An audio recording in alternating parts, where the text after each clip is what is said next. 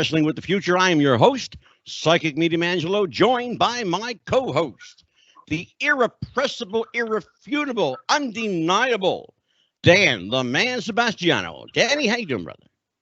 Great this evening, Angelo. How are you? I'm wonderful. That's a fine-looking hat you're sporting tonight, brother. I try. You're looking like a cross between Rico Costantino and Wolverine. Joining us right next to you, Dan, is Mike Messier, actor, director, producer, writer, filmmaker extraordinaire, and a good friend of mine. Mikey, how you doing, bro? I'm doing great, Angelo. I'm so excited for the guest tonight. I'm a longtime fan, going back to his days before the WWF, and I'm excited to have a great conversation. The fourth podcast in 3 days for me, and it's a lot of fun. It sure is. I kept you busy this week. Yeah, it's been good. And of course, my dear friend, the guy I've known the longest, an independent wrestler of some 25 years. How he survived the business, God bless him. Mike Armageddon Murphy. Mikey, how you doing, pal? I'm good, Angelo. Always a pleasure to be here with you. Thank you, my friend. We are going to forego the formalities tonight, guys. We're not going to talk about wrestling this evening. We're just going to get right into our guest. My guest tonight. Did Murphy fall off his chair? My guest tonight is the son of Angelo and Judy Poffo. Little did they know that on December 28th, 1954, they would give birth to the genius renown, a man able to leap any ring in a single bound. My guest, ladies and gentlemen, the irrepressible, irrefutable, undeniable Lanny Poffo, the genius. How are you, Lanny? Oh, that was a great introduction. Thank you very much. And I'm still living in the past. God bless you, brother. We all are. We all are. Lanny, we keep it real around here. And so I'm going to start with the realest guy in the room. I promised this because he begged me all afternoon, Lenny. He begged me all afternoon. Can I get the first question? Can I get the first? Yes, you can. Mike Murphy, I'm going to forego my question and shoot it right over to you. Mike Murphy, you got the first question. Well, thank you, Angelo. Lanny, it's again pleasure and an honor to be speaking with you.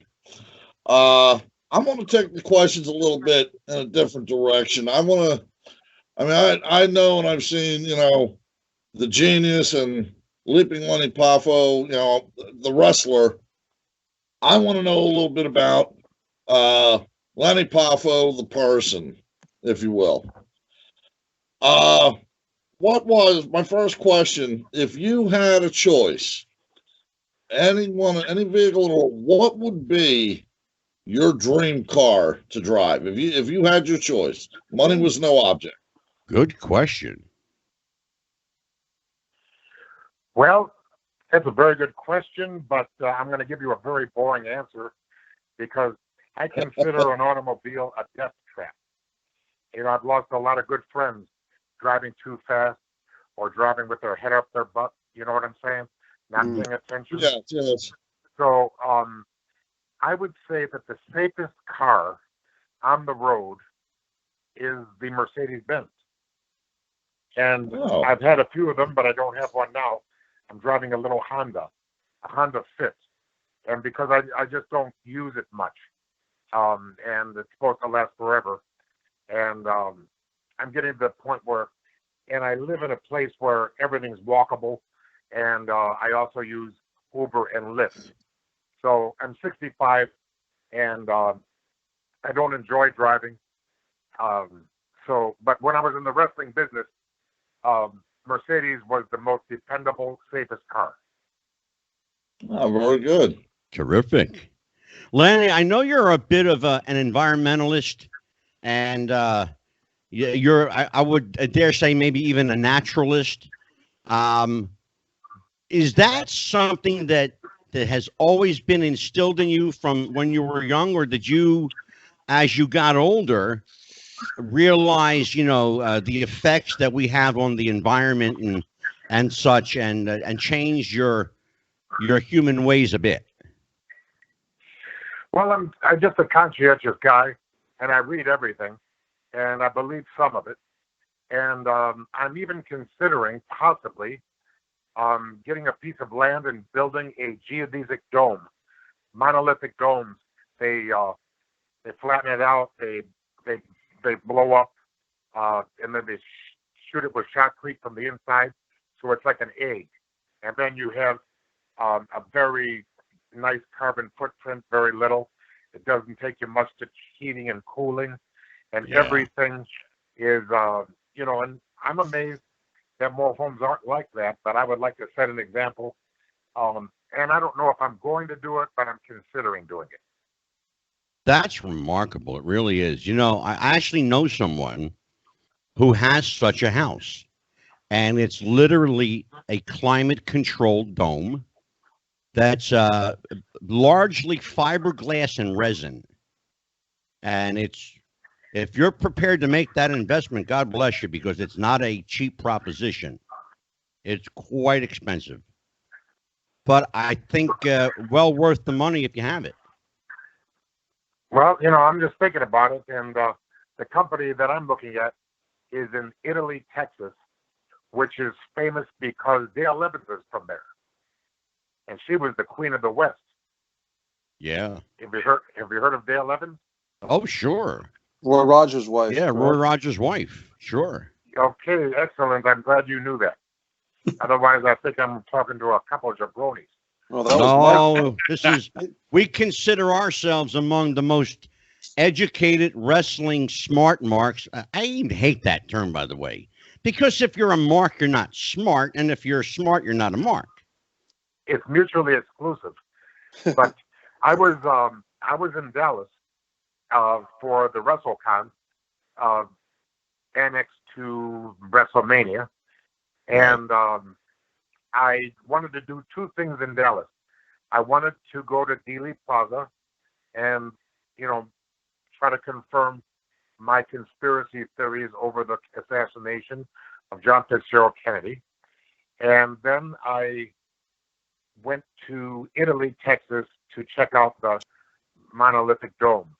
And maybe I was talking to the wrong person, but I couldn't get a straight answer, and I got a little bit disgusted with the situation.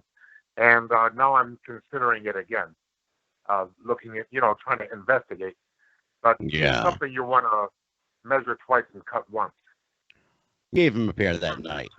But I digress. You and I did meet backstage at the Philadelphia Spectrum. I'm wanting to say somewhere about 85-ish, maybe, somewhere around there. Uh-huh. So now I know my co-host Dan Sebastiano's got a question for you. Go ahead, Danny. I do, Lanny. I appreciate the chance to talk to you. Like I said, the intro's huge fan. I actually had the pleasure of meeting you at a wrestling convention a couple of years back, and you were very nice on all the interactions. And one of the things you said struck me was you talked about a lot of the poetry and famous, easily Mount Rushmore of talkers in the business. You're on it without question. I'm curious where, if you could maybe shed a little more detail in your involvement, some of the famous promos and lines that you've cut through the years. How much of that was you, and how much of that was somebody telling you what you were saying? Well, in my day, they didn't really tell you what to say. Now they're writing it all for you. So in my day, it was all me. And it was all Roddy Piper, and it was all Jake the Snake Roberts. It was all Macho Man Randy Savage. You really can't write for these people. They developed their own personalities, and they didn't need a writer. That's why some of the wrestling today looks like they're reading, and that's because they are. I really appreciate AEW for what they're doing with the show being the elite, and they actually show the wrestlers with their personalities. So, if you gotta be yourself and just speak extemporaneously or develop your own character, and you really can't do that if you're reading somebody else's writing. Yeah, Lanny, we actually had a rather spirited debate on the show the other night. Bookers versus writers. So I was going to ask you where you stood on that subject, but I think you've answered that question pretty well, to be honest with you. Well, you lose a lot when you handcuff the wrestler and make him, but I can see why they corporately, with the big business, I can see why they want to control everything. But that's called micromanaging. And I don't think you can micromanage a wrestler. Yeah, I know. I think you're right. If you hog-tie a wrestler, and you bind him, for lack of a better word, a wrestler is a free-spirited individual. They need to be able to use their mouth, their hands, their feet, their body to tell a story. You can only tell so much of a story on a piece of paper, and therein you lose translation. That's always been my opinion. That's always been my belief. I've had, of course, Mike Messier and I have had spirited debates back and forth on that subject matter. But it's interesting to hear someone in the business offer their opinion on it, especially someone who's been around for so long. Yeah, wrestling was my principal source of my revenue for 21 years. And I don't watch it now, and it's not because, I'm 65, and in 15 years I'll be 80, and I want to spend it doing what I want to do. I don't want to spend it doing stuff, that I don't want to, that I don't feel, I've got a bucket list a mile long. Sure. And I'm working on, trying to accomplish in my life what I want to. And I've got a lot of plans for myself, and I don't want to be watching hours and hours of wrestling. And who could blame you? Absolutely. I'm a little saturated, in other words. Yeah, well, and no one could blame you for wanting to actually have a life. And another reason too, I don't spend time writing love letters to Julia Roberts because I know she's not going to write me back. Exactly. So wrestling is a fickle mistress, and I would rather be with women that actually like me. Wow. Absolutely. Absolutely. Lanny, you've had a chance to see the world. You've been all over the place, all over the country, international. You've been overseas. What's the single one place, if you had to pick one, that you haven't been to that you'd really like to add to that bucket list, so to speak? Well, it would be Norway for the fjords. And I was going to go, and I still might, because I'm going to, hopefully when this virus thing is over, or hopefully, in Halloween, I'm going to Liverpool, England. And then I've got some friends from Swindon, England, and we're all going to the fjords of Norway because they haven't seen them either. And that's a fjord is where the iceberg goes through the mountain. It takes millions of years. And it's a very beautiful thing. And I hate to say this, but if you go on YouTube, you can just about see all the fjords you want. You know what I mean? So, but being there is awesome. Well, I was just going to say it's nothing like being there. It's really not. It's Lanny, we have, during the course of the week, we put out questions to people, if they had any questions or comments for you. We had a couple of questions actually came in for you. And so these are from our listeners and viewers. Let me rattle one off to you. This is from Dennis Lane.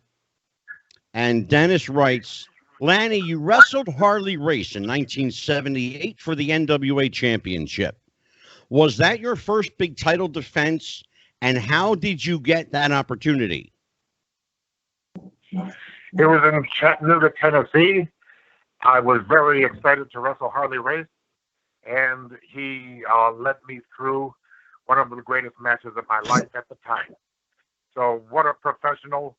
I was very sad when he passed away, and I'm very appreciative that as a young man I was able to wrestle one of the all-time greats, Harley Race. The next question comes from Benny Scala. It says, "Hello, Lanny. I got to meet you a few months ago in Ocala.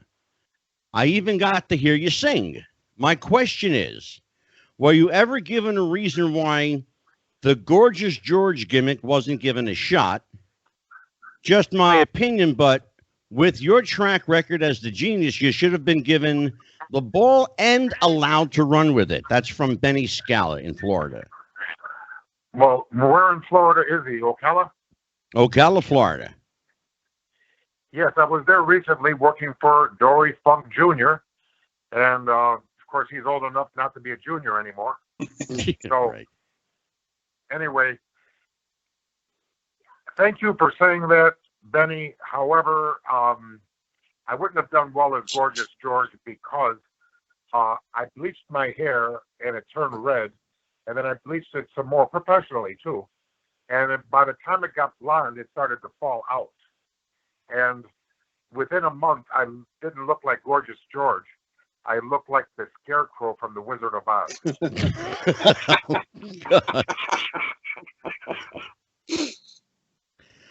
Our next question comes, actually, Lanny, from a mutual friend of yours and I.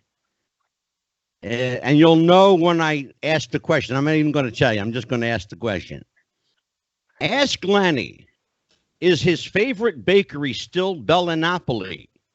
I worked the show with him and brought him 10 different Italian pastries. He was so afraid to leave them in the locker room that he sat on them and ate them one after another. He wrestled. I think he loves the place. So let's talk about our mutual friend Tony Villano, and what the hell is he talking about? Well, the thing is, Tony Villano, he's from near Amsterdam, New York, and that's where he had his Hall of Fame.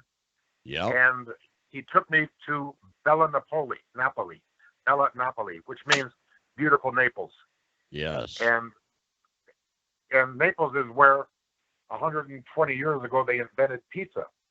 Yes. And I think it's caught on a bit. A little bit, yeah. Yes, and so I remember he said, "Well, what can I get for you here? This is the best Italian pastry shop there is." And I said, "Look, I'm going to go to the bathroom. You go ahead and order for me." And he did, and I got a sampler of everything they had. And I loved it. I mean, Yeah. And, I'm only half Italian, but I think about my grandmother yelling, "Mangia," so. Yeah. Yeah, actually, Tony told me that. I know Tony, and he's a friend of mine. And I said, I'll ask him, Tony. Absolutely. I said, Lanny, it's funny. Your mother used to tell you manja. My grandmother used to tell me, "State sì." Oh, Io sono molto contento di essere qui, huh? Well, let's talk a little bit about, I'll tell you, God bless you, brother. An Italian father and a Jewish mother, oy vey. Jesus. Crazy. Yeah, not too much damage done. Got to feel guilty for everything. So you can't have Lanny Poffo and not talk at least a little bit about wrestling. So, it's funny, Lanny, when I listen to you speak, and I've seen a lot of your interviews and heard you, and you're a very articulate guy. And, thank you for dispelling the myth that wrestlers are just muscle heads who can't think. You're quite articulate and very intelligent. Being the son of Angelo Poffo, did you have a choice in whether to be a wrestler or not? Because I'll tell you what, man, I don't know if this was ever part of your plan, but you'd have made a hell of a teacher. Well, thank you, grazie, and everything, but I wouldn't have made a hell of a teacher at all. I don't have the patience for it, okay? And I mean, the best teacher I ever had was in the 5th grade, and she was wonderful, and we're still friends. And I think she's going to be, my God, 85 now, you know. And we're, you know, I still call her for her birthday. She calls me for mine. And let's back up a second. Let's just back up a second here. Your 5th grade teacher is still alive, and you still communicate with her. That's remarkable. Well, I really liked her. And the second day of school, she says, Mr. Poffo, I need to see you at 3:20, which is when we got out of school. And she says, Lanny, I've had you write 2 papers. Tell me about yourself and how I spent my summer vacation. And what you wrote was just wonderful. You could be a great writer. And I said, I could? You know what I mean? Wow, that was so great. And so then I was like the Casey and the Sunshine Band, but the baby ain't seen nothing yet. Every time I wrote, it was to be a great writer. And she got me conscientious about my writing because she discovered me. It's like a self-fulfilling prophecy. And then I was also very lucky. Twice in my life, I met Shel Silverstein. Oh, God, sure. He wrote The Giving Tree, Light in the Attic, Falling Up. He also wrote some fantastic songs that people don't know. He wrote the Unicorn Song. He wrote A Boy Named Sue for Johnny Cash. Yeah, sure did. Absolutely, he surely did. If you would look him up, you would see that he's also a cartoonist for Playboy magazine. And it's amazing who God puts in your life.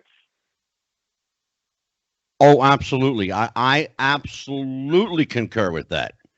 No question about that.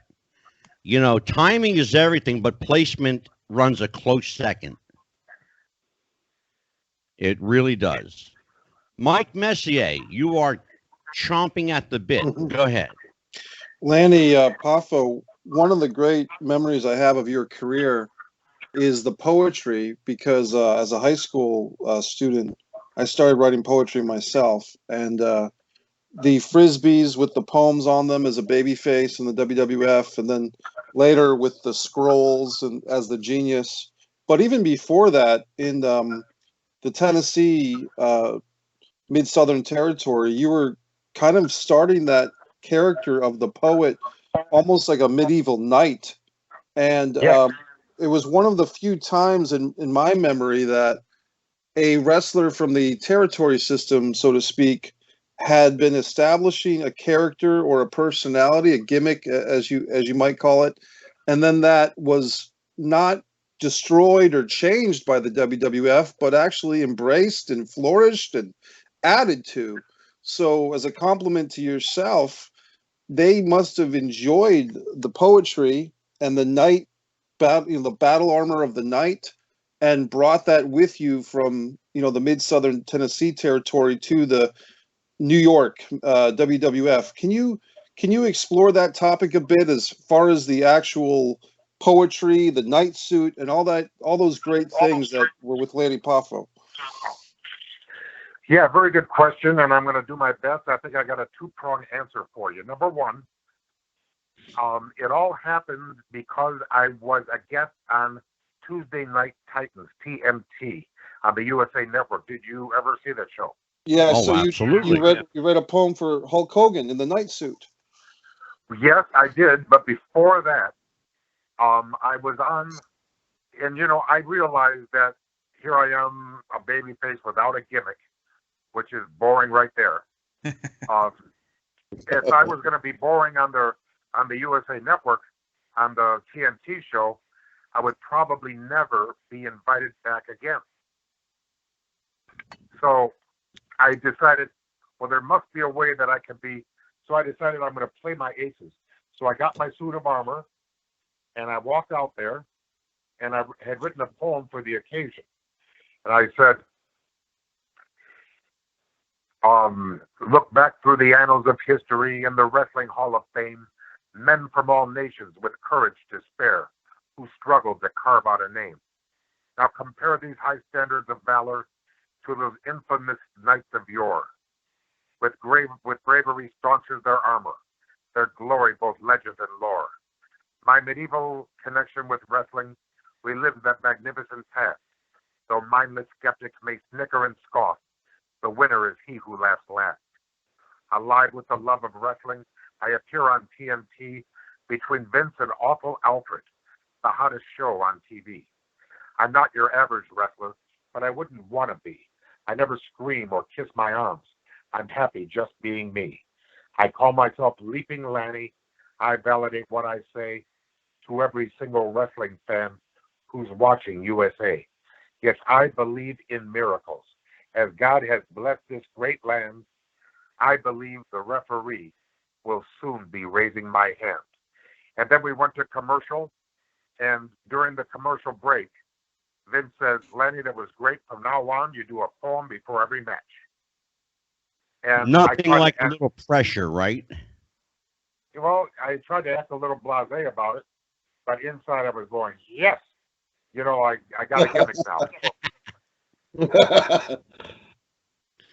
Yeah, I was going to ask you about that, whether you were encouraged, you know, to continue to do that. Were you able to, you know, just at random pull stuff out of thin air?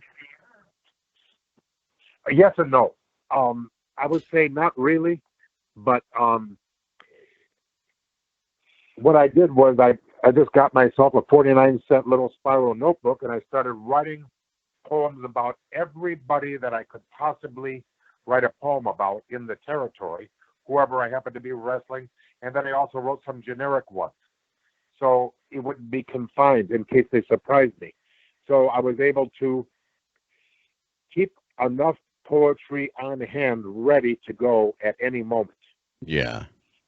And there's a lot of downtime in wrestling, and a lot of times you're on a plane, you might as well write poetry.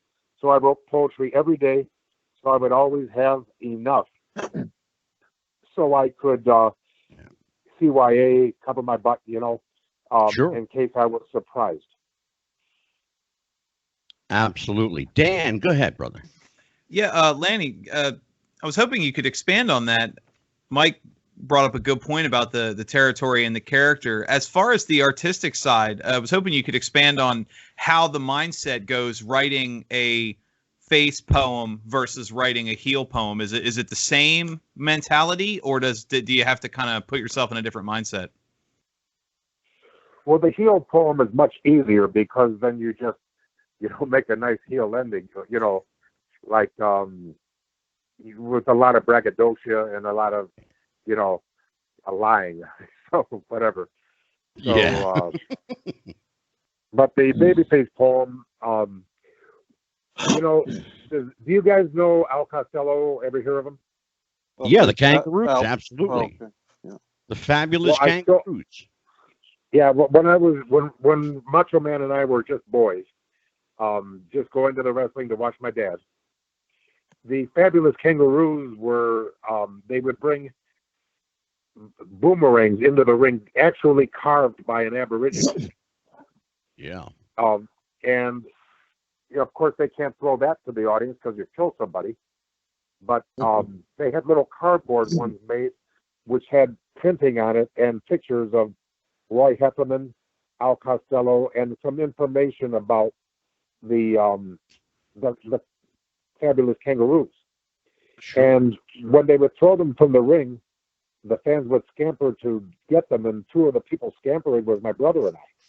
So yeah. I understand the joy that it gives the fans that a wrestler is throwing something at them as a souvenir.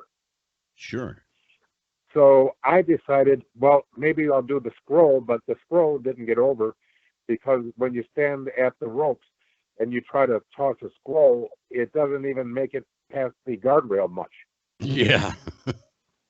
So I said, I've got to do something aerodynamic, but I can't do a boomerang because I'm not from Australia.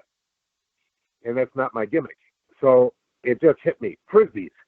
And then I ordered 500 and I wrote a generic poem on the cover, on the front part of it. Yeah. And then when I was all out of frisbees and about to reorder, the people in WWF marketing asked me if it would be okay if they marketed my frisbees, and I said, "Oh my God, yes, that'd be great." Sure. And then, win, lose, or draw, I would always go to the venue and autograph the Frisbees for the fans.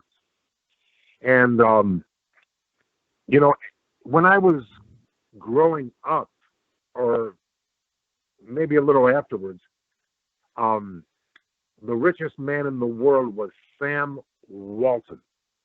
Yes. And he was a guest on, and they said he started Walmart, you know, Sure. in Sam's place and everything. And they said, how does a poor boy from Bentonville, Arkansas, become the richest man in the world? He says, I live by 2 rules: sell for less and be nice to people. And I said, wow. And I remembered that all my life: sell for less and be nice to people. So I couldn't sell for less because they were doing the Frisbees at $3, you know, and that was their price. Yeah. But being nice to people, that came easily for me. And they also asked him, well, do you hire people at Walmart and train them to be nice? And he says, no. He says, I don't train anybody to be nice. I hire nice people. Very interesting. So, yeah, and I remembered it, and I was nice to the fans, and they were very nice to me. And we sold out of Frisbees every night. And even if the fan didn't buy a Frisbee, I was always nice. And even if, in other words, well, I was compliant with anything they wanted to do, because they were the fan, they bought a ticket, and I wanted to give a positive impression. Well, let's talk about those times that the fans weren't so positive in return. You, of course, you know, you had the babyface run. Then you had a rather interesting heel turn. And no one could have expected a heel Lanny Poffo. You just didn't look the part. You looked like a nice guy. Everybody knew you were a nice guy. But when you came out and cut that nasty promo in Boston, I thought to myself, oh, shit. Lanny's a heel. How did it play for you? I know how it played for us. How did the heel turn play for you? Were you comfortable in your own skin? Well, I was married and had a daughter. So my main concern was not whether I was comfortable, but whether I was going to keep putting the food on the table and paying the bills. Yeah. And now I am divorced. My daughter is going to be 36 on May 29th. And she has given me 2 beautiful gifts: a 5-month-old grandson and a 3-year-old grandson. Now, God bless you. Congratulations. She doesn't like any publicity, so I'm not going to mention anything else. But I'm just going to say, she lives about 2 hours away by plane, and thank God for FaceTime. Amen.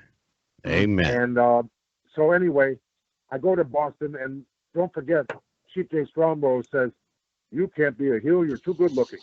And, yeah. Well, that's why I brought it up. Well, they were gonna fire me. They had, you know, the gimmick of Leaping Lanny was 5 years old, and I was starting to, you know, get tired, or they were tired of me, one of the two. So I said, well, what? He says, we got too many baby faces. We need heels. I said, why don't you make me a heel? It'll solve your problem. One less baby face and one more heel. Oh, so it was your idea. It was, because I was fighting for my very existence. Yeah, see, and I know a little bit about that. I wanted to ask you about that. I know that at the time, the company was very face heavy. And the problem that I ran into as a fan was that, quite frankly, got sick and tired of seeing the same 7 or 8 heels all the time. You know? And so I didn't know that it was actually your idea. I thought, I know that Chief J. Strongbow was instrumental in it in some capacity, but I wasn't sure. So you say to the chief, you know, I'll be a heel. Make me a heel. No, Chief Jay Stronger was in the room. Okay. I was speaking to Vince McMahon. Oh, I got you. And okay. I said, why don't you make me a heel? And Chief interrupts and says, you can't be a heel. You're too good looking. And I said, well, you were a babyface for 30 years, and you're the ugliest man I've ever met. How's that for a heel promo? Oh, well, shit. then I said, you're a faccia bruta. Yeah, I know what faccia bruta. And my grandsons are faccia bellas. Yeah. So yeah, anyway, faccia, for those non-Italians, faccia bruta means an ugly face. Yes, Chief Jay Stronger was an ugly face. Beautiful face. And he was the Elizabeth Warren. He was an Elizabeth Warren Indian. His real name was Joe Scarpa. The Scarpa, yeah, he was Italian. Yeah, which means Joe Shoe. Yeah, exactly. So he could have been a heel, get it? I understand completely. Mike Murphy, go ahead. So I said, look, I'll go out there and I'll become a heel right now. And they said, well, Vince said, well, if you can do that, then we'll talk. So I go out there and I said, and I thought to myself, what can I say in Boston to really get these people mad at me? So I said, well, what do they love? Okay, so here I go. It goes, my name is Lanny Poffo. I always know what's up. The Bruins haven't got a chance to win the Stanley Cup. The people go, oh. The Red Sox haven't won in years. I hope they never do. The Celtics are a travesty. The Patriots are too. And then I start the third verse, and a fan tries to jump in the ring, and I nail him. And then I start the third verse, and another fan jumps in the ring, but this time the police were there, and they canceled the show. It was a mini riot. Then I went back to the locker room, and Vince says, "Well, it looks like you weren't as good looking as we thought. Have you thought of a gimmick?" And I said, "How about Boy Genius?" And he says, "I like it. That's great." He says, "We'll call you the Genius Lanny Poffo. And then we'll do 6 vignettes, and then we'll can Lanny Poffo, and it'll be just the genius." Yeah. And I said, "Nothing doing, Vince. I'll do it my way or I'll walk." No, that's not what I said. No. I said, "Yes, sir. I'll do my very best, sir." So anyway, and I did my very best. And I remember when we made the 6 vignettes, there was 2 people only in the studio. There was the makeup lady, and Howard Finkel was producing. And what a fantastic person he was, and I'm so sorry he passed away a few weeks ago. Yeah. Big loss. Oh, yes. But I understand he was very ill. He had a few strokes, and he was in like a home, toward the end there. Yeah. So maybe it's for the best. Yeah. Unfortunately, Howard's last few years weren't good. Sadly, they weren't good. Did you visit him at all, or do you know anything? No, I knew people that were very close to Howard. I met him a couple of times over the years. But I know that he had an increasing amount of health issues. He had diabetes. He was, largely overweight. He had other internal. He had stuff that I'd rather not go into, but he had a lot of stuff going on with him. It was just a lot to deal with. Yeah, he had a lot to deal with. I'll tell you privately this week. I'll give you a call. But there was a lot going on. Mikey Murphy, I know you're over there salivating to talk to Lanny. Lanny, 2-part question. One, as far as wrestlers to work, who was your favorite wrestler to work? And did they ever run the idea of possibly having the Genius tag up with Mr. Perfect? Okay, the Genius did tag up with Mr. Perfect. You're probably thinking of it. You're probably thinking about tagging up with the Macho Man, which the only time we were in the ring together is when I coronated him the Macho King and wrote a poem for the occasion.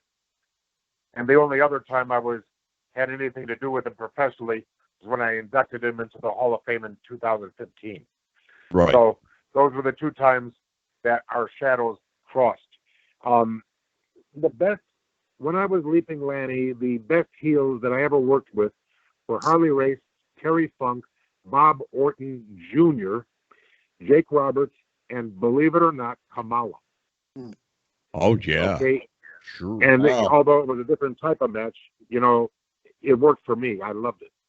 And as a heel, of course, my favorite person to wrestle was Hulk Hogan, because after 21 years of being either a big fish in a little pond or a little fish in a big pond, I got 4 months of main events in the WWF. And I'm very appreciative. I wasn't chosen because I was special. I was special because I was chosen, and I was chosen by Hulk Hogan. And I will never be done being appreciative to him for all he's done for me. Lanny, what do you make of what Hulk's been going through the last few years? Life hasn't been good to him, or certainly the public perception of life hasn't been good to him over the last couple of years. Well, he had everything going for him, and then his son got in an automobile accident, right? Yeah. And and that ex-Marine got himself. You know what? I visited the. I go to the Veterans Hospital sometimes, and that's where I met John Graziano. And you know, and his family was there, and it was awful. It was horrible. Yeah. I mean, I would beg you to take a pillow and put it over my face and end me, you know, because a plant has more awareness than that boy does, you know. Yeah. So anyway, I don't mean to, you know, talk like that, but it was but look, you know, like I said at the beginning, Lanny, we keep it real here. You know. Okay, well, I'm going to keep it real. Wear your seatbelt and drive the speed limit, and don't be racing around like a fool. Absolutely. Because this happens to this. First of all, if you do everything right, you can still get killed.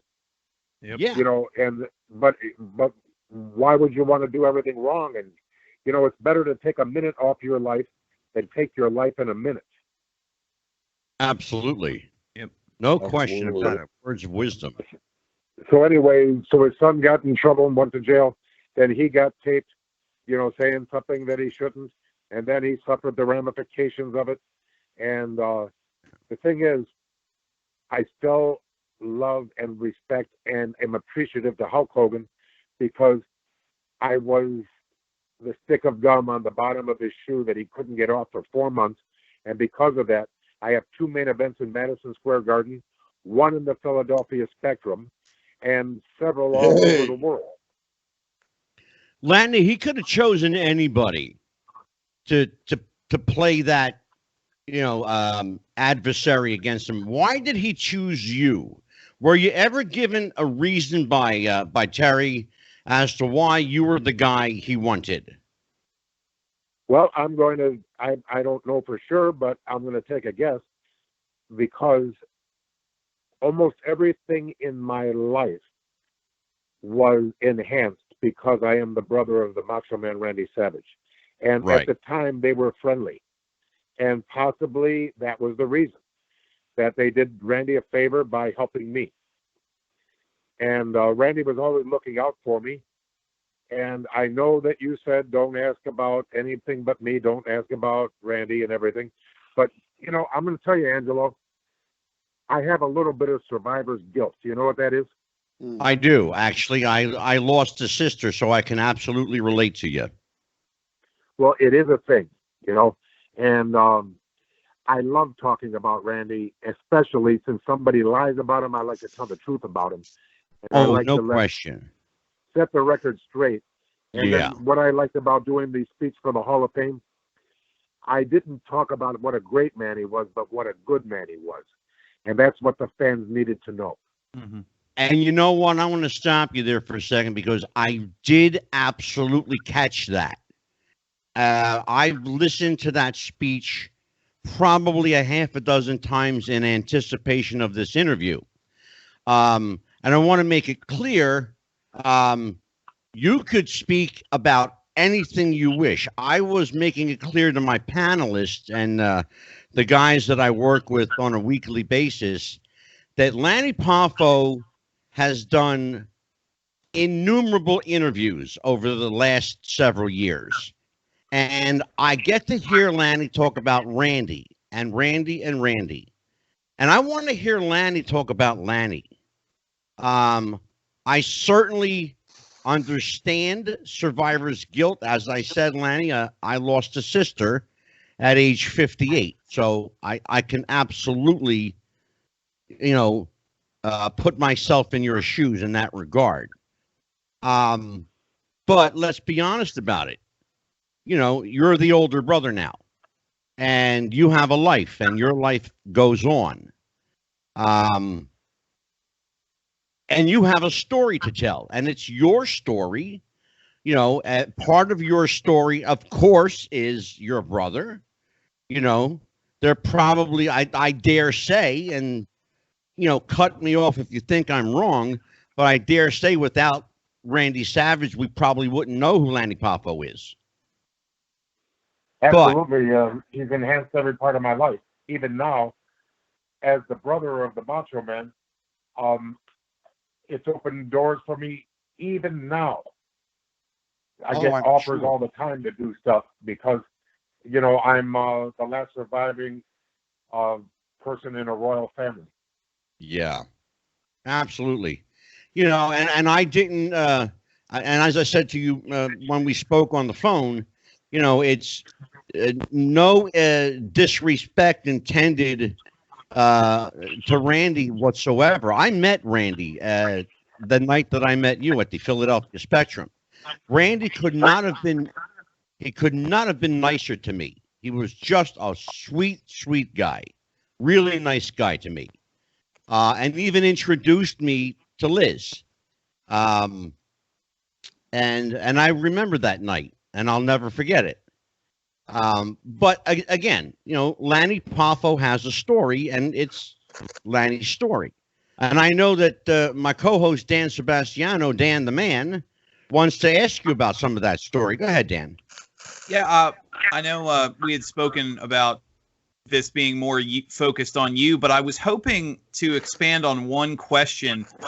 It's more common today. You see it a lot today where they, outside the Samoan family, they don't play up any relationships whatsoever. You mentioned the career, excuse me, career with how you and your brother only interacted twice.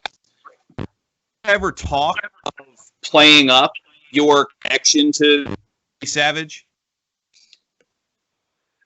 You were coming in and out. Does anybody have an audio problem with? Yeah. Give me 1 second. Dan, go ahead and repeat that, Dan. Can you hear me now? Yeah. Okay. Sorry about that. Yeah, no, I was asking, outside of the Samoan family, they don't play up any relationships, any sibling relationships, even though there are several high-profile sibling relationships currently in wrestling. I mean, I would say outside the Rhodes brothers, obviously. But you mentioned you and Randy had only interacted twice. Was there ever a plan or talk of really playing up that, hey, the genius is Randy Savage's brother, especially during his Macho King run when that would have been a really natural pairing? Well, what I did was I used to just show up, shut up, and do the best I could. And whatever bones they would throw me, I would take advantage of. I did it for 5 years, and then they made me the genius. I got 4 months of main events out of it, and then when the program was over, I started spiraling downward until I was eventually wished luck on my future endeavors, and I think you know what that means. Sure. You're fired. Absolutely. Okay, and then I was rehired with the Beverly Brothers, and then I was gone forever in around 1994. And I look back, it's one of the, I was very, very happy. I have no complaints. I got to see the world, Australia, New Zealand, all throughout Europe, Asia, everywhere in the United States and Canada. How many people get to travel like that and it doesn't cost them a penny. In fact, they make money. Absolutely. You know what saddens me is that that WWF slash WWE at the time didn't take full advantage of the fact that you and Randy are siblings. It seemed to me your time in Mid-South, of course, with ICW and Mid-South Wrestling, Jerry Lawler in Memphis. Not only did they acknowledge the relationship, but they actually played it up, including having your father involved in certain aspects of your angles. Why did that not translate to the Northeast, Lanny? Well, are you aware of the Legends Battle Royal that occurred at the Meadowlands in 1987? Yes. Sadly, I am very, very familiar with it. I know people that were supposed to be in it who thought they were going to get a phone call and were left by the wayside. I know that happened with Angelo Poffo. Yes. My dad asked my brother if he would. In fact, my father found out from Al Costello. Al Costello was going to be in it. And then I was there and, Randy and I were on the road. We came over to visit our parents. And then my dad said, hey, is there any way you can get me on that Battle Royal? And my brother said, don't worry, it's done. I'm going to do it. And then I was in, I think, the Cap Center in Landover, Maryland. And so what happened was Randy comes up to me and he says, they're not going to let Dad into the Battle Royal. And I said, why not? And he says, because there are no good blank, blank, blank, this and that. I can't be given just picture the worst and multiply it by 5, and there you are. Absolutely, okay? Yeah. And he blamed 2 guys, Pat Patterson and Jay Strongbow. Yeah. And then from then on, he never was nice to either one again. But he stayed around. He was going to quit. He was very angry. Yeah. And, so, the thing is, it's about favor, not merit. And I saw that Battle Royal recently, and there were, if you say the excuse, we've already got 20 guys, well, I'm going to say there were 2 guys that didn't belong in the Battle Royal. Nick Bockwinkel and Tony Garea. Why? Absolutely. Because everybody else looked like they just going to break a hit. And these 2 guys would still look like main eventers. In the real, Tony Garea and Nick Bockwinkel were big, strong, handsome guys in the ring with 18 geriatrics. Yeah. It didn't, Well, Lanny, I know people that were with the company at the time, and I know people who could pinpoint that moment and said to me and people within my circle at the time, because I did business with WWF back in the day, and they said that was the moment they could see a clear and visible change in Randy Savage. That from that point on, it was fuck them all. It's just business now. That's right. That's right. And, go ahead. You use the right words, though. You use the right words. That's what Randy. That's the F-bomb that Randy likes to use when he's angry. Yeah. And so, right after that Battle Royal, Strongbow has got a sling on his arm and a cast. And Randy says right in front of the boys, "What happened to you?" Lou Thez threw me over the top rope and broke my arm. And Randy says, "Lou Thez didn't break your arm. You broke your own arm because you're too effing fat. You're a disgrace to the business, and you always have been." And I said, "Oh my God!" I heard that. Is this the way he's going to talk now? He says, "Hey, I was a gentleman for 2 years. They don't love me anyway, so screw them." Exactly. Go ahead, Murphy. Yeah, I was going to say that Battle Royal, wasn't that known as, what was it, the Brawl for the Geritol? Right. Yes, the Brawl for the Geritol and the Metamucil. Mm-hmm. Wow. Mike Messier, go ahead, Mikey.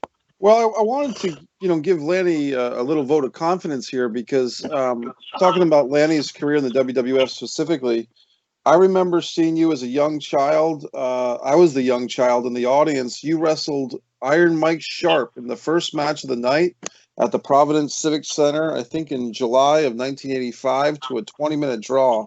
And even as a kid, having read the wrestling magazines, I was like, how come this guy from Memphis is wrestling Sharp to a draw? A couple of matches later, your brother got a victory over SD Jones, and it was one of the first educational experiences to me that these two guys are equally talented, and it's really just who does the promoter in any given territory want to push his pencil towards. And in that case, it was the Macho Man and not yourself. But you hung in there, and you did your baby face run for 2 or 3 or 4 years, and then when the opportunity presented itself, you took the advantage of turning heel. And similar in a way to Bret the Hitman Hart, who started off in the opening match or the second match of his show, Bret Hart at one point became a main eventer. And with your victory over Hulk Hogan on Saturday night's main event, you went from the guy wrestling Iron Mike Sharp for 20 minutes to the guy beating Hulk Hogan via countout, but nonetheless a victory over Hulk Hogan on national television, worldwide television, which really only 3 or 4 guys ever did in that WWF Hulkamania run. So you got to give yourself credit, Lanny. It's not just because you were somebody's brother or son. You did a lot of work on your own. You kept yourself in great shape. For a guy who was not 6'9", but you held yourself in there quite well with the Giants. I think you have to be pretty proud of your own individual body of work. Well, I look back on all of it with some pride and very little regret. The only regret I have is I felt in 1989 when I was getting ready to be the Genius, I had a little adventure with a drug called decadurabolin, which is a steroid. And I'm not telling you this because I'm proud of it. I'm telling you this because you have a big audience and maybe somebody out there is considering taking steroids. And I'm here to say, please don't. The health is more important than the wealth. As a matter of fact, without health, you're nothing. Absolutely. I got away with it, but I'm warning you and your audience, whoever's thinking about it, please don't. Well, I you know what? Picking up on that point, I remember seeing you in Philadelphia a few times, and then for, I don't know, probably 6 or 7 months, you disappeared. And when you came back, brother, you were jacked. You were jacked up. Yes. And I thought to myself, what the hell is he doing?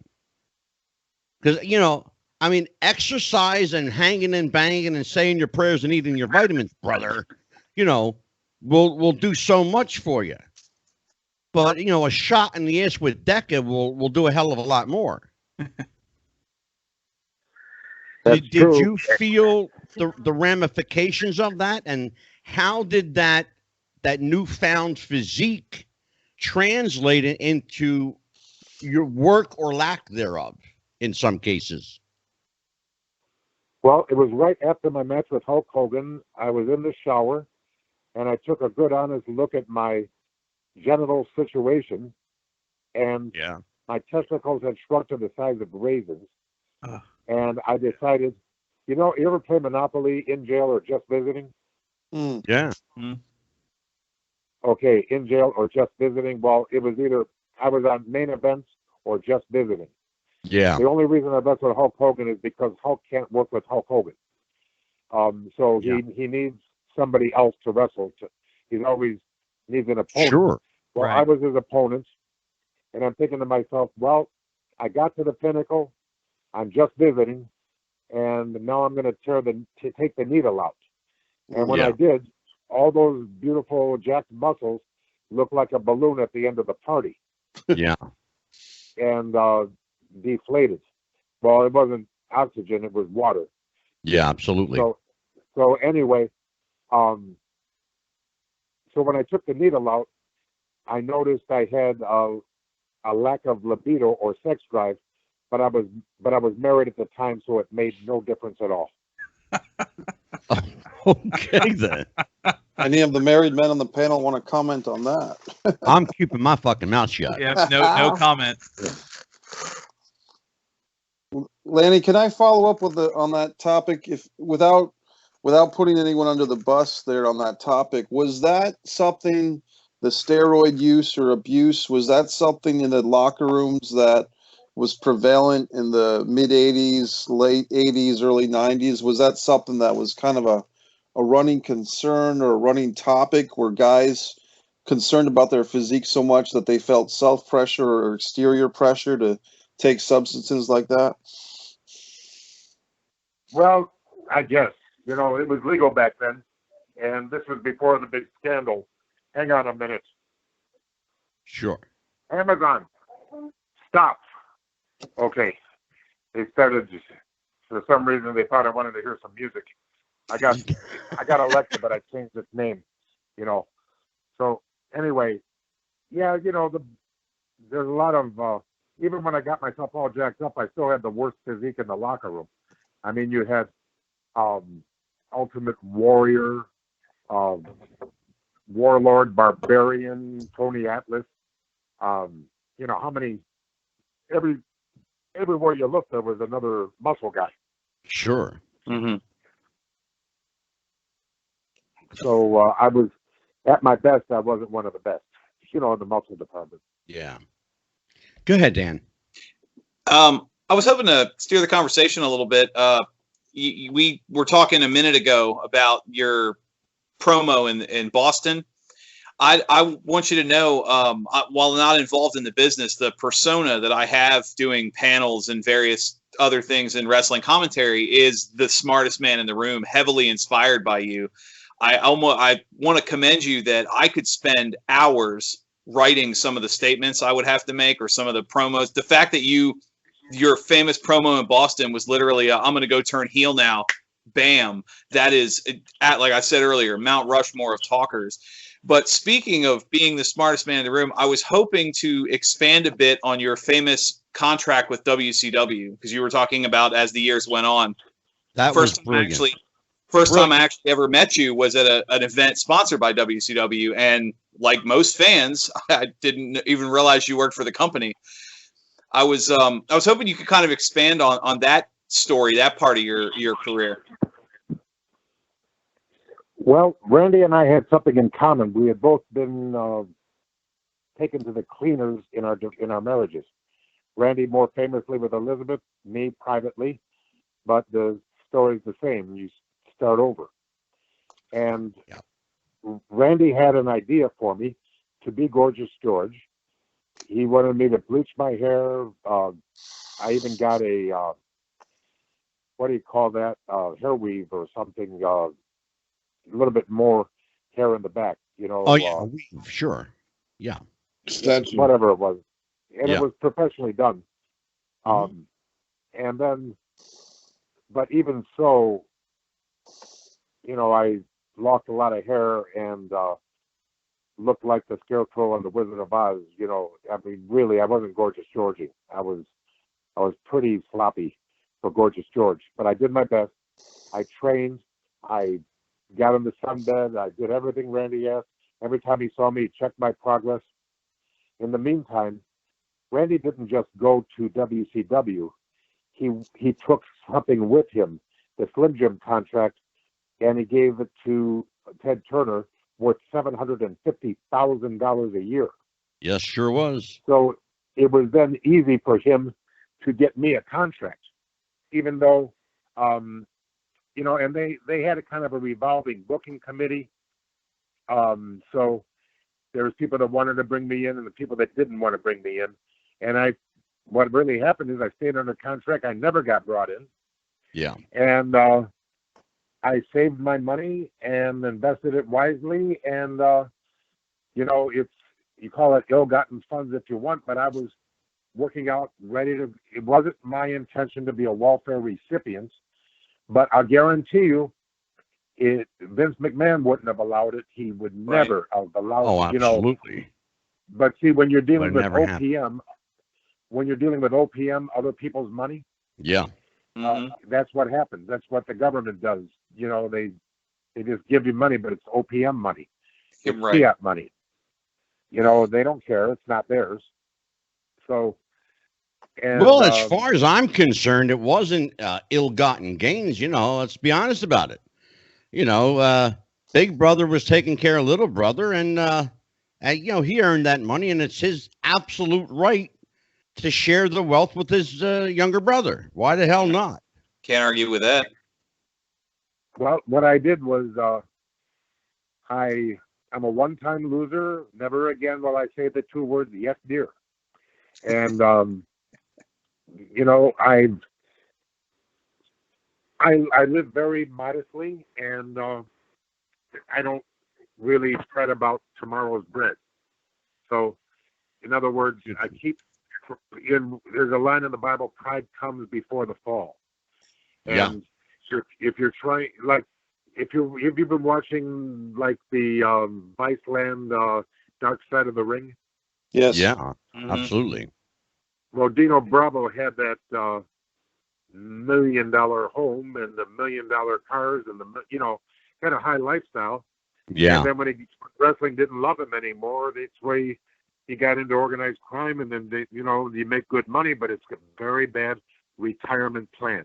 Yeah, absolutely. It's a great segue too. By the way, Lanny, we actually have Dino Bravo's daughter coming on the show in 2 weeks. So is she gonna? Doesn't she just speak French? She speaks French and English. She speaks a little bit of English. Okay. But we will have an interpreter here for her. Mr. Murphy, you said you got an Irish name, but you said you're French. No, that's Messier. That's French. No, not French.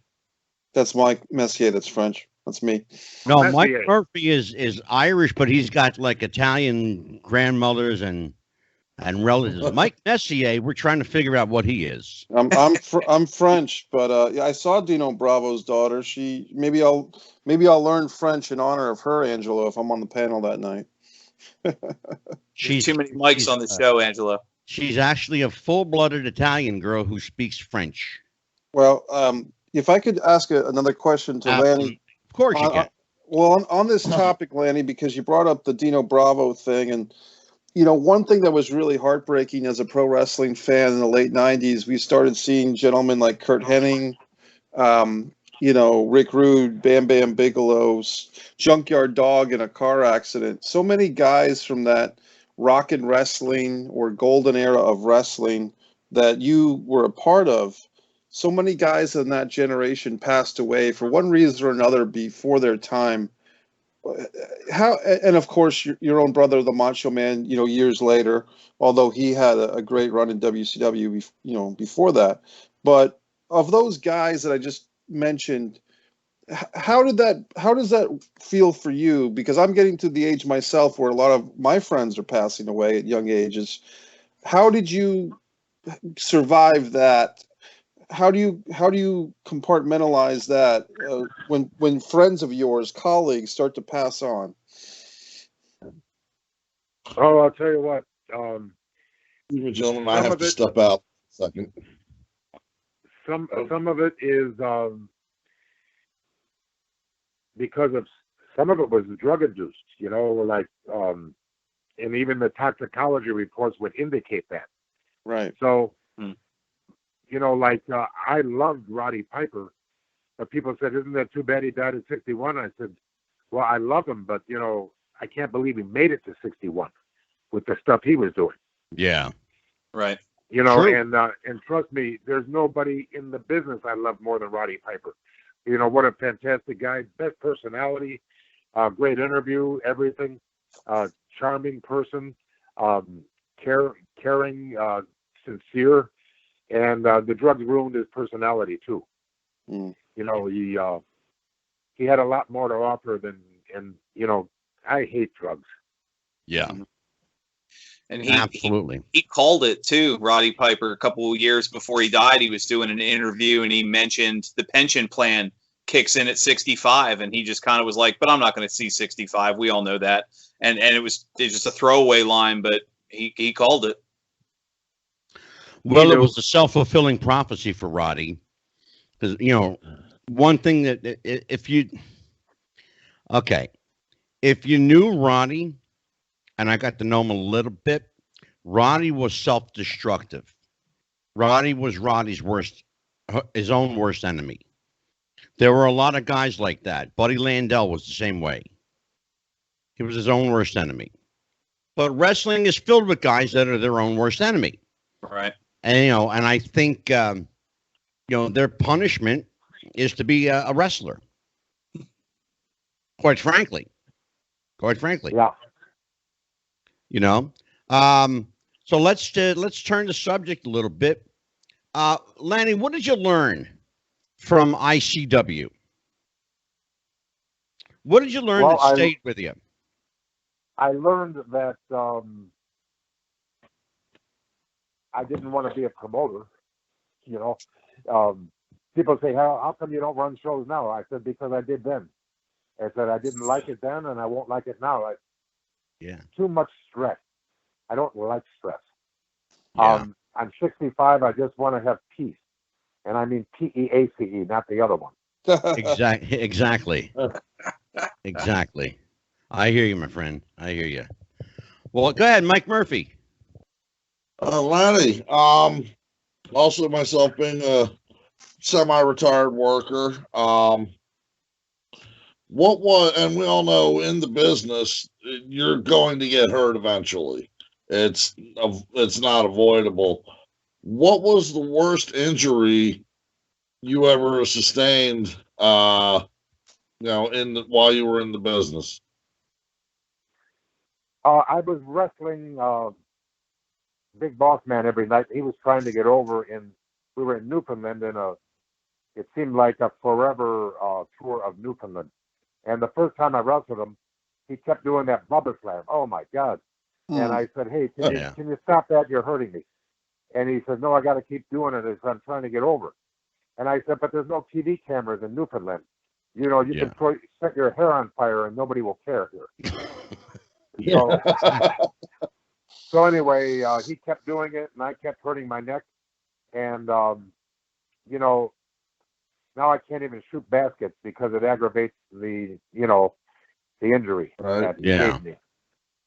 And it was all, I don't know, I think it's, let's just say some people take liberty with their opponent. Mm-hmm. Lanny, I'm going to tie into that. I always like to ask people that have had a lot of ring time this same question, because it just fascinates me that I've never gotten the same answer twice. What's the difference between getting over and being over? Well, a lot of people get over and only very few people get to be over. Okay. Once you get a certain level, you become wrestling royalty. In the 80s, it was Macho Man, Hulk Hogan, Ultimate Warrior, and Roddy Piper. And then the 90s came and it was The Rock and Stone Cold. And you can go on. And you know what I mean? It's all a matter of opinion. But every once in a while, somebody is over. And they become, with their face on Mount Rushmore. Yeah. That's an interesting take on it. I like it. Well, Lanny, I'll tell you what. I want to say thank you for giving us this much of your time. I know I said I'd keep you about an hour. We're at an hour and 15 right now. I am going to let you go, but I am going to ask you if you'll consider coming back with us. Very good. Thank you so much. And I must say, you just had a guest that is somebody I respect very much, and that is Magnum TA. And I love him, and what a great man. He is. He really is. Mm-hmm. Yeah, and of course Evan Ginsberg, Tony Villano. These are all my friends, and the reason, actually Tony's the reason that I did your podcast, because he asked me to, and I'm not in the habit of saying no to Tony Villano because I love him. Yeah, I'd be afraid to say no to Tony. I would. Yeah, Tony's a great guy. Lanny, you and I actually have quite a few mutual real life friends, and I'm honored to have those friends. They've opened a lot of doors for me, my friend. They really have. And since you're near Philadelphia, you must be friends with Bill Apter. Believe it or not, I don't know Bill. I really don't. He lives in Philadelphia, and he's around.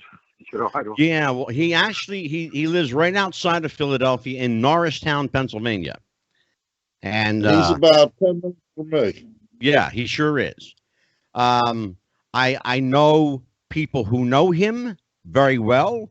I've actually, believe it or not, in 48 years in the business, I have never met Bill Apter, and that's a shoot.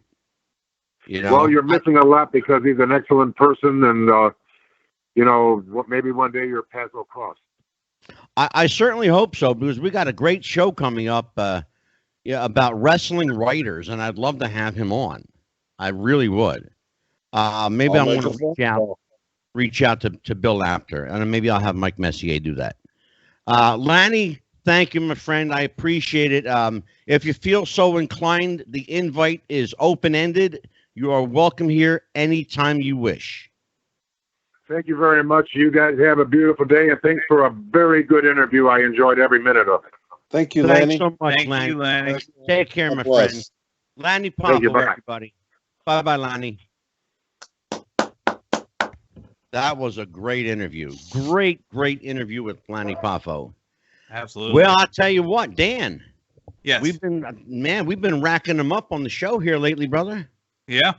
It's been a good run, and he mentioned, within the span of a few days, Magnum TA, Evan Ginsberg, and Lanny Poffo. That's a hell of a week for any show. And wait a minute, and one more. Don't forget Nikita Brezhnikov. That's right. Yeah, Mikey had an interview with Nikita for the Refs Roundtable.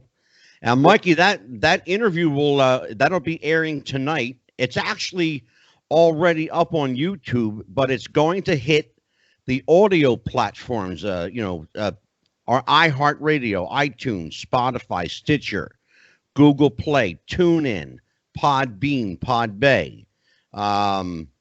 Who the hell am I missing? I think lot. Apple Podcasts. I think you're on there. Yeah, Apple. Yep. If you can find a podcast, we're there. Yeah, pretty much any platforms. Over 100. 122 worldwide, Dan. Yep. And let me share some news with you. Please do. Let me share some news with you. I was going to save this for the absolute end of the show, but I'm going to tell you guys now because you're my friends and I like you. Thanks. Well, I like most of you. No, I like it. I love you all. Wrestling with the Future broke the 1 million download mark. Congratulations, Nice. Angelo. That's great. And thanks to the audience. 1,042,717. Was that for all the shows for the week? That was as of airtime tonight for the week. Yep. That's awesome. Yes, sir. Well, thanks to the listeners, Yes, because without the listeners listening, then we wouldn't have anybody. Yeah, the ever-growing audience. Yeah. I know, Angelo, you kind of half mentioned it in jest, but it is legitimately one of the fastest-growing wrestling shows. I didn't mention it in jest, brother. I was serious as a heart attack. That's just serious. We are a growing player in the podcast market. It's amazing. Jeff the Ref used to call us the little podcast that could. And I said, and we did. Yeah. Well, Angelo, if I could say something on you, I don't want to speak out of turn, but go ahead. If there are, I would think that if there are sponsor possibilities, if anyone out there runs a business, whether it's a small business, big business, talk to Angelo, because perhaps advertising on the show or on the website would be something that you could work out with Angelo and get us while it's good, because this would be the best time for a sponsor to come on and join and partner with us as we move forward. Absolutely. Mm-hmm. Also, yeah, we're always open to, to be honest with you, I have a full plate. I really do. Yep. And in fact, Dan did, and by the way, you did a hell of a job last night. Well, thank you. I liked the flow of the show. I like the fact that you just sat back and let Evan talk, because all you got to do is you ask Evan Ginsberg one question. Right. Yeah. It's a night off for you, brother. It's a night off. It really is. He had a lot of good stories. I'm glad I got that chance. You have barely scratched the surface with Evan. Please, are you kidding me? You could do a 5-parter on Evan. He'll never tell the same story twice. I love Evan Ginsberg. But I've had, I've got such a full plate and I've got so much going on. And yesterday, and I just want to say, everybody, I missed being on the show last night, but you know what? I needed the night off. You deserved it. And then to give Angelo credit here on behalf of everybody. And my wife got a chuckle out of it. She said, since when are you on assignment? She says, you're sitting here in your pajamas. I said, shh, I'm on assignment. Well, tell you what, But no, I was feeling like shit yesterday. I couldn't move. My back was killing me. It was, I just had a couple of rough days. Man, and I went and had that whole story written up about you being on assignment. Less than a day later, you're breaking kayfabe on the show. Look at that. The real scoops happen here. We said you were out hunting new guests for the show, Angelo. You should have let us bring in the best content. We said you were out. Well, it's a no kayfabe zone. You know what I'm saying? No kayfabe zone. But no, I spend a lot of time working the phones. I would love to be able to go out and, grab a sponsor. I simply don't have the time. I just don't have the time to do it. That's why they should be coming to you, is what I'm saying, that if the sponsor is out there listening, they will come to you. Come on. They will come to you. Bring it my way. I'm here. We'll take some Blue Chew money. We'll take some little blue pills or whatever. Look, right. Harry's Club, Harry's Razor Club, Blue Chew, audio books or whatever. I'll take them all. It doesn't even have to be themed. One of the main sponsors of the drive-through, the Jim Cornette podcast, is Manscaped, which is specifically a shaving those areas. Hey, look, hearing Jim Cornette pitch a testicle shaver is always my highlight of my week. Let me tell you, this show is open anytime for a ball manicure club. Anytime. I think it was the members of. I gotta get going. Okay. You better sit your ass right there.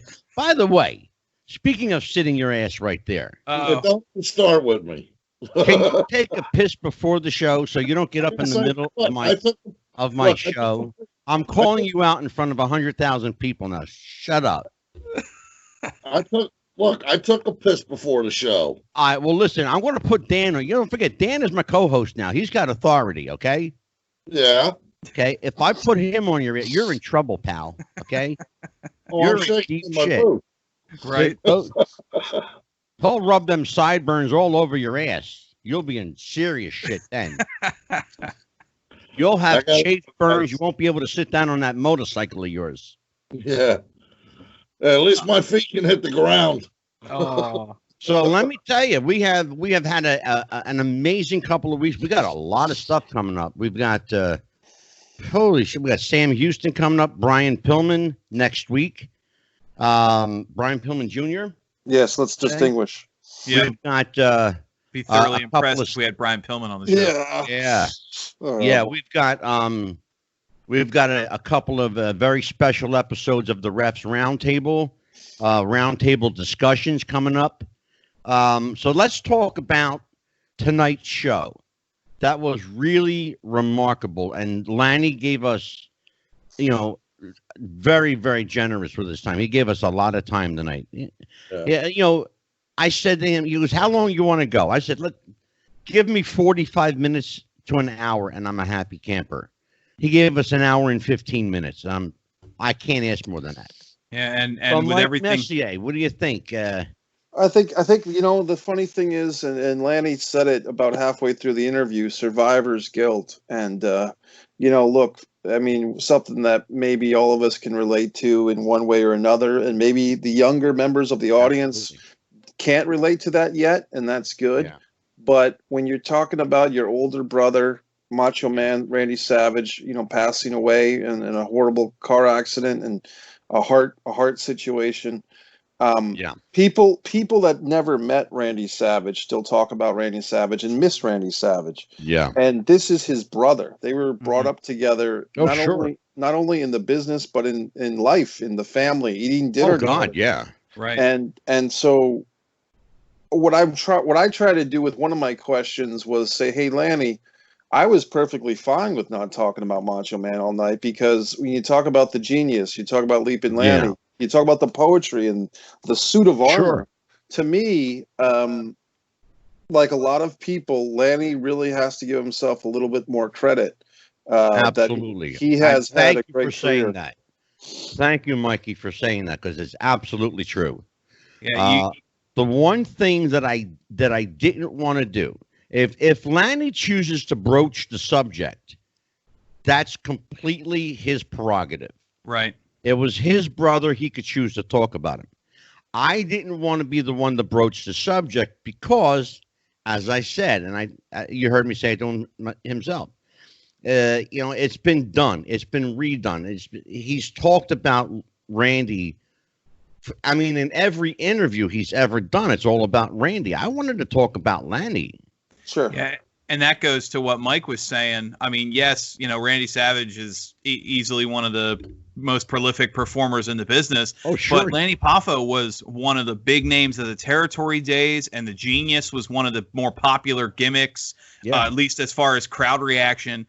Even Leaping Lanny, and then his infamous 4-year paid vacation from WCW. People still talk about that when it comes to contracts. Yeah, well, that, money. My friend, was genius. I mean, exactly. I mean, he's got so much of his own to be proud of and to talk about. Yeah, and, absolutely. I like that we could do that, because he has some stories, and he's influenced a lot of people. Oh, sure. That's why he will be back. He will be back for a part 2. I already know that. I like it. So Mike Murphy, you got to ask the first question tonight. Well, see that, like what they were saying, that's why with my questions, I tried to move them off. It's like, okay, you're Leaping Lanny Poffo, the Genius and all, you're Randy Savage's brother. That's what I tried to stay away from. Instead of him being, because I'm sure for years growing up, he was, that's Randy Macho Man Savage. That's Randy's brother. Mm-hmm. I tried to stay away from that to where it was more like, hey, I want to know about Lanny Poffo. I want to know about, what's he like? What do you like to do on your off time? Do you, what? And in some wrestling questions, what was the worst injury you had? Who was your favorite wrestler to work? Mm-hmm. That kind of thing, and make it mostly about him. Yeah, I think we did a real. I'm going to compliment all of us. I think we did a really good job of mixing it up, without bringing it down too much. For the most part, right. Mike Messier is giving me that look of guilt. There's no guilt on my end. I thought it was a great discussion. I think no, it was a good discussion. I didn't, I was getting a little nervous. I'll be honest with you. When you were starting to talk about all these wrestlers who passed, I went, "Oh, Mike, don't go there, Mike," because you went somewhere different, thankfully. But I thought you were going down this road that I was trying to veer away from. But you pulled it and you pulled it in, and it was a good question. Oh, thanks.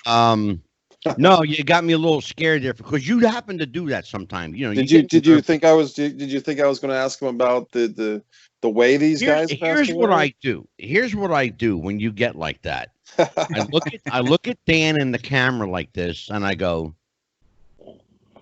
you know, he used both hands. I saw that second hand coming up. I almost got a double face. This is like the Criterion Collection behind the scenes. Yeah. But this is what Dan the man sees. It wasn't. I wasn't trying to expose how different wrestlers passed away. It was more that Lanny had mentioned survivor's guilt in regards to his brother. But for me, the bigger question or the bigger topic for all of us is, Lanny was in a generation of guys, let's be honest, 30 or 40% of those guys are not with us anymore. Yep. Well, he was part of a generation of guys, largely men who lived their gimmick. Let's not forget. Yeah. You know, I'll give you an example. I'll give you a perfect example. And Mikey, you'll appreciate this being a filmmaker. Yes. You have an actor. You hire an actor to play a role. Yep. Okay. Let's say Susie has to play Maria. Okay. Okay. She plays Maria on camera.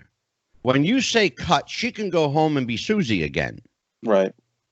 Okay. Randy Savage can't go home and be Randy Poffo. Correct. He's Randy Savage. Yep. Okay. Hulk Hogan can't go home and be Terry Bollea. Right. He's Hulk Hogan. In other words, the point I'm making is these guys, they have to be who they are 24/7. You can't go out in public and say, oh, no, I'm not Hulk Hogan. My name's Terry Bollea. Because everybody looks at you and goes, bullshit, you're Hulk Hogan. Right. And just to touch on some of that, Angelo, and you know as well as I do, you know, you were in the business for all the years, and, you know, me being in the business, even in the indie circuit. Yeah, absolutely. Face and heel. If you're a face, yeah, you sign autographs outside and stuff like that. Of course you do. Yeah. But if you're a heel, you got one of two choices. You can either walk out and push people out of your way and be the heel. Yeah. And say, yeah, get out of my way. You know, you're all trash and that kind of thing. Yeah. Or you can sit back in the dressing room for an extra hour, and while they're wait for everybody to go home down the ring, you're sitting there waiting so you can go out to your car. Yeah, I know. Because you really don't. When I was face, I remember one quick story in particular. I was in Dillsburg, PA, at the big event center, and that's actually what it's called. I know. I was engaged to a nice young lady, and her aunt and uncle had come from Hamburg out to see the show.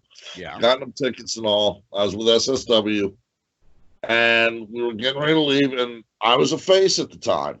Yeah, and we were leaving the crowd, we were leaving through the crowd, and this little girl comes up to me and asks me for an autograph. And I'm like, sure. You know, I write something out to her. Well, then another one, and then another one. Yeah. This girl's uncle was trying to talk to me, and she grabbed me. She says, look, we might as well go to the car. He'll be along. He's not going to leave here until anyone who wants his autograph has it. Yeah. That's a rule that I picked up and I touched on when Lanny was saying about taking care of the fans. Yeah. When I was a face, I wouldn't leave an arena until anyone who wanted my autograph had it. Right. Yeah, and that's your job as a face. That's what you get paid for. You remember something? You get paid for the night, not the match. Exactly. Let me make that clear. I'm going to say that for every indie wrestler watching the show. You get paid for the night, not the match. That means from the time you get to the building to the time you leave the building to the time you get in your car, you're on the payroll. You're on the clock. Yep. And if a kid comes up and says, can I have an autograph? Your answer better be yes, absolutely. Okay. Oh, Your job doesn't stop when the bell goes ding, ding, ding. Right. I told a kid who was green in the business. I was at the Wanacue Children's Hospital. We were doing a free show. Right. And this kid came up to him and asked him for an autograph, and he's like, "Sure." I don't even remember what the guy's name was. It was actually his first match. It was a battle royal. He turns around and looks at me and goes, "Man, I can't believe it. I just signed my first autograph." I said, "That's cool." I said, "Remember one thing." Mm-hmm. I said, "What's that?" I said, "If you learn nothing else in this business, they want your autograph. Absolutely. They don't need your autograph." Absolutely. And he thought about it, and he's like, "Yeah, I get that now." I said, "There you go." It's a pretty simple proposition. That's how you get yourself over. Yep. And that goes to what you were asking about with getting over versus being over. Being over. There's a big difference between getting over and being over. Okay. Yeah. Some people don't have to work at it. Some people have to work at it really, really hard. Right. Okay. Randy Savage didn't have to work at being over. He was over. Yeah. No, it was over from get-go. Yeah, exactly. Lanny, on the other hand, had to work at it. Right. You know, not everybody has Randy Savage's physique. Over and stayed over. I think it's a That's testament. The difference, Mike. Go ahead, Dan. It's a testament to the performers too, because you have to think of Randy Savage, this larger than life, the with the look and the sounds. Like, okay, I could see that making sense. Yeah. Then you in a vacuum, think about the mentality of we're gonna have a good looking guy wear a cap and gown and read poetry. That's on paper sounds like a terrible idea. I know. But it works because you had the right person doing it. There are so many good gimmicks and so many good people through the years that have gotten over. And when you think about it, in a vacuum, they had no business being anywhere near the card, but It worked for them. And we've seen hold on, Mike. We've seen time and time again the perfect gimmick on the wrong guy. Yes. We've seen that historically time and time again. Right. We talked and they go over like a fart in church. Exactly. It came up on the show last week with not easy. People don't understand, Dan. They don't understand how much work goes into getting someone over. Right. They don't. They think, okay, let me see, this guy's personality in real life is this. Okay, so we'll do this with him. And you go out, and what you do is you either give them too much, which never gets over, or you don't give them enough, which doesn't get over. Right. There has to be this thing, it's called balance. It's balance. It's the right person at the right time with the right gimmick. But now Lanny got lucky. Go ahead, Mike. Also, like you said, sometimes they get lucky, and the dumbest gimmick, the dumbest thing on earth, shoots right to the top and is so over. For example, Doink the Clown. I'll give you one better. That's classic. And you all know it. You all know it. Adrian Adonis in the flower shop. Yeah. Mm-hmm. Okay. What was more ridiculous than Adrian Adonis in the flower shop? Oh, I know. Yeah. But he got it over. He got such heat for that. How did he do it? Here's how he did it. Simple psychology. Simple psychology. He took the idea and went so far over the top that people had to either accept it as the gimmick that it was, or laugh at it for the gimmick that it was.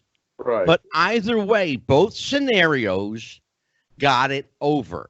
They did laugh at it. Mm-hmm. They absolutely, Mikey, you're shaking your head. Well, I got to say, Angelo, from my perspective as a young kid, at that adorable Adrian Adonis, exactly, 1986, going into WrestleMania 3, and he brought that over with him to the AWA to a lesser success. But yeah, that character was hated, and that was the time of AIDS.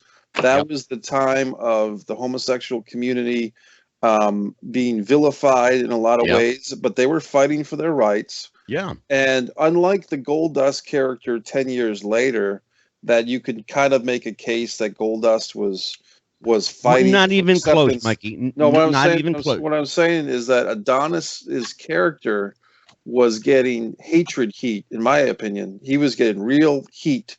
Real, almost white hot. Mikey, that's the reason he got over. You can't make the comparison to Goldust, because Goldust, by his very definition, was androgynous. Well, I was going to say, didn't know what Goldust was. Well, but my point to bring it up was that Goldust, you weren't supposed to know. Well, that was the whole point. Right, but Goldust was almost getting cool, like Vanguard, David Bowie as Iggy Stardust. And therein lies the difference. Therein lies the difference, because adorable Adrian Adonis was hated, and that's what got him over. Remember something. It doesn't matter if they're talking about you good or if they're talking about you bad, as long as they're talking about you. Talking about you gets you over.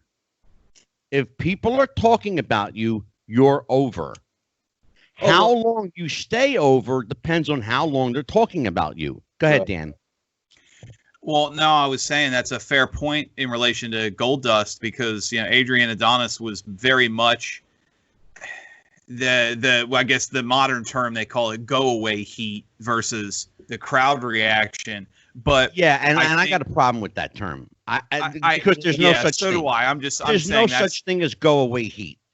You have heat or you don't. It's that simple. I remember when I first got involved in kind of being part of like the early days of the message boards. We back in the late 90s, we called it X-Pac heat. It was the X Factor heat.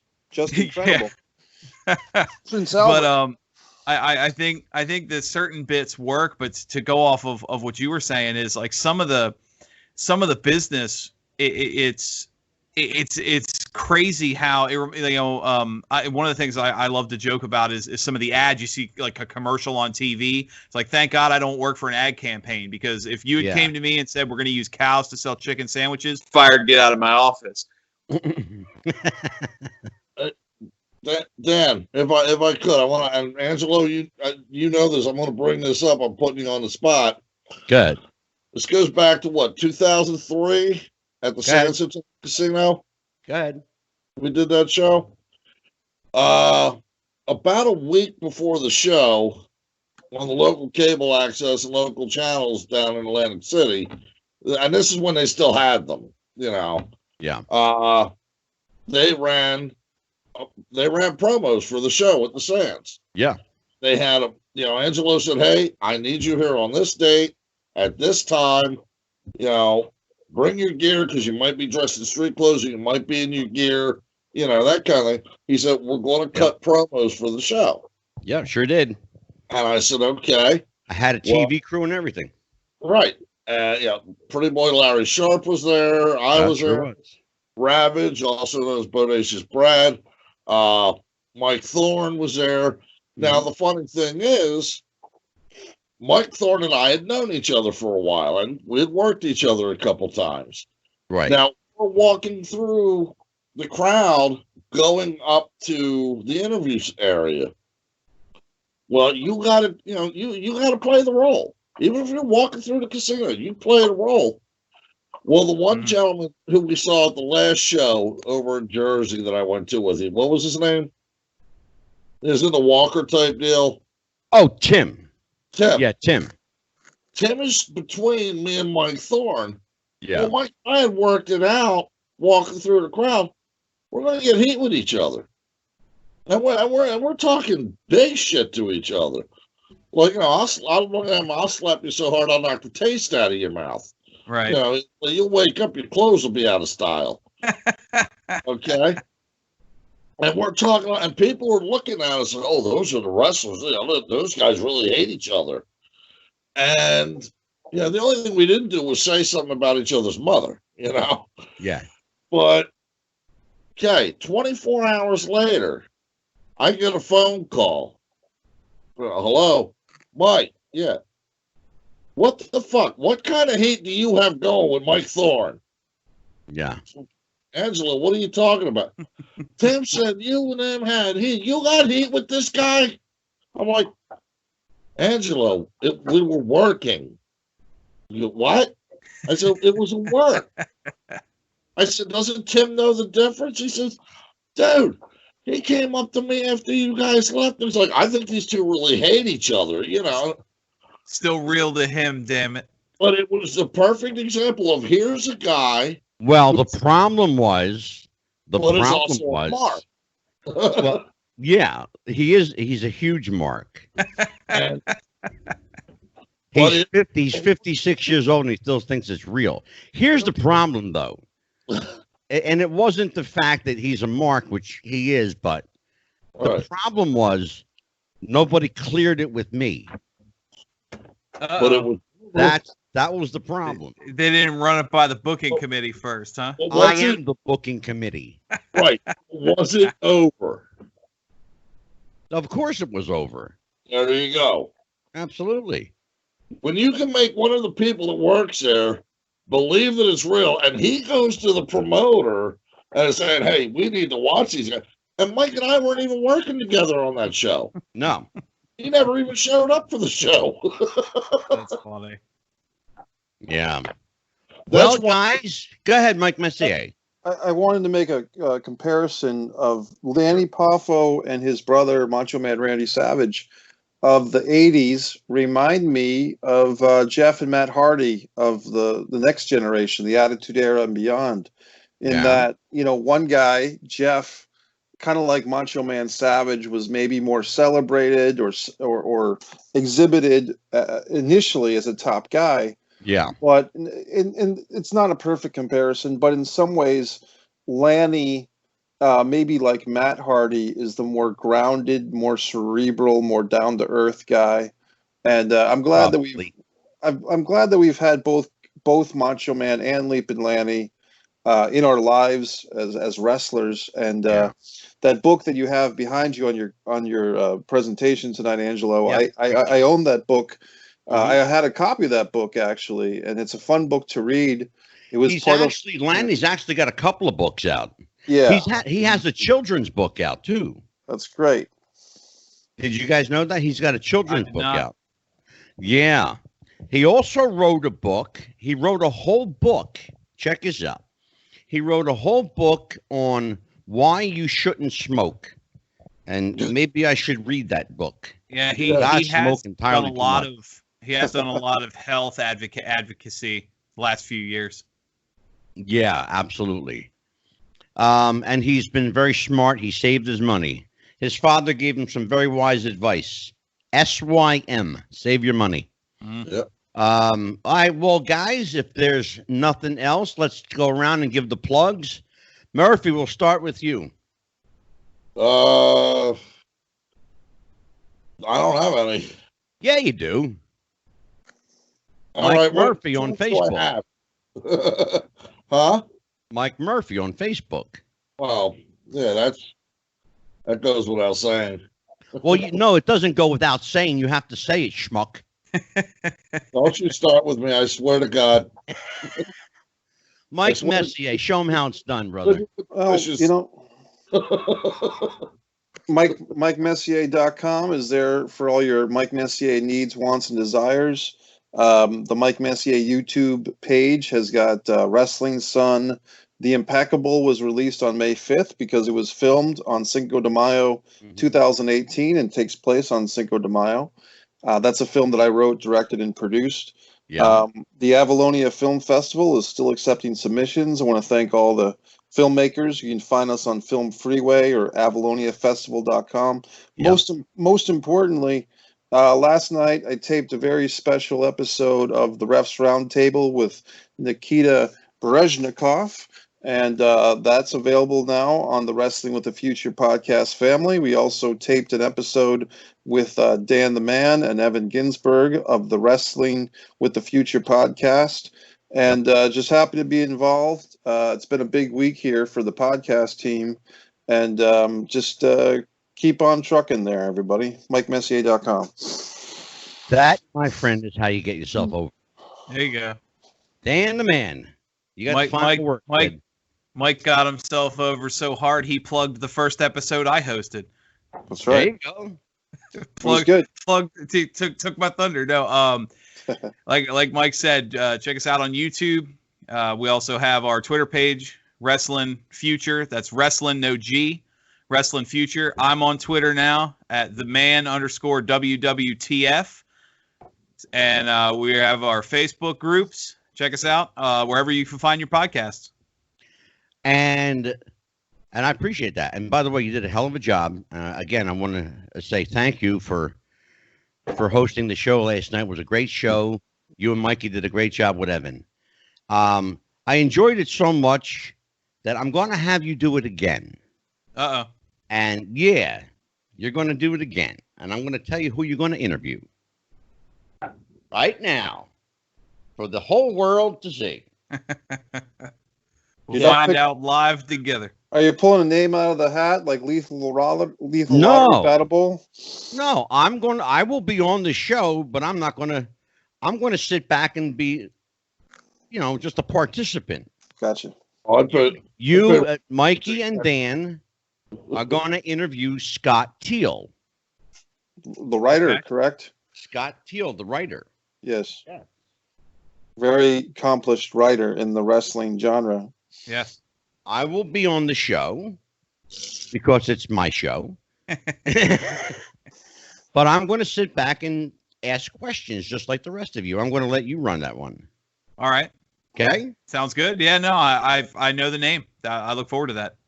Yeah, everybody knows the name Scott Teal. He's written, Mikey, like 200 plus wrestling books? Yeah, he often is brought in as a co-writer for professional wrestlers doing their autobiographies, if I'm not mistaken. I think his the Crowbar Press, right? Yes. Yeah. Okay. I believe so, yeah. Well, I'll tell you what, we've done 3 shows this week, you guys, and it's been a bang-up show, like boom, boom, boom. And then next week, because we got Brian Pillman Jr., that's going to be a great show.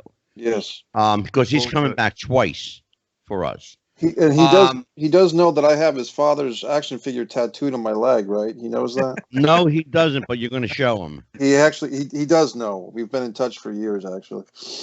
Oh, okay. Because it won't freak him out. Has he ever seen it?